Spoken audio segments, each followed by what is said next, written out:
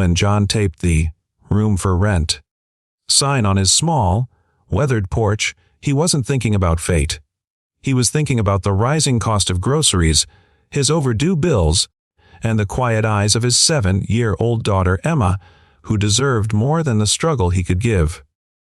As a single dad working 2 jobs, the idea of renting out Emma's old playroom seemed like the only way to keep them afloat. That afternoon, a knock came at the door. Standing there was a young woman with a backpack slung over her shoulder and a tired but genuine smile. Her name was Claire. She said she was a college student looking for someplace simple and quiet. John glanced at her, half expecting she'd turn away once she saw the peeling paint, the mismatched furniture, and the hum of the old refrigerator. But instead, Claire looked around and said softly, "This feels like home." She moved in that week. At first, John thought of her as just another tenant, someone who paid rent on time and kept to herself. But it didn't take long for Claire to notice the little things. How John left for work before dawn, how Emma sat alone at the kitchen table with her coloring books, and how the fridge sometimes seemed emptier than it should be. One evening, when John came home exhausted, he found dinner already on the table. Claire had cooked for them, claiming she'd made too much for herself. From that day on, she became more than a tenant. She became part of their little family. Still, John had no idea who she really was. To him, Claire was just a kind-hearted student who loved Emma's stories and never minded the sound of cartoons blaring on Saturday mornings. What he didn't know was that Claire came from a world he couldn't imagine.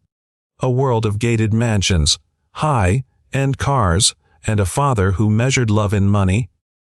She had left it all behind, desperate to live an ordinary life, to find out if kindness existed without a price tag attached. One rainy night, the truth began to slip. Emma had come down with a fever. John was pacing, worried about missing work and not being able to afford the hospital bills. That's when Claire calmly pulled out her phone and made a call. Within minutes, a black SUV pulled up outside. A doctor stepped out, carrying a medical bag, and treated Emma in their tiny living room. John stood frozen, his mouth half open. "Claire, who are you?" he whispered. She hesitated, then admitted, "My father is wealthy. Very wealthy. But I needed to know what it feels like to be cared for without people knowing his name." John didn't know what to say. He felt embarrassed at first, ashamed of his small home, his patched-up life. But Claire shook her head. "Don't you see? You gave me something money can't buy.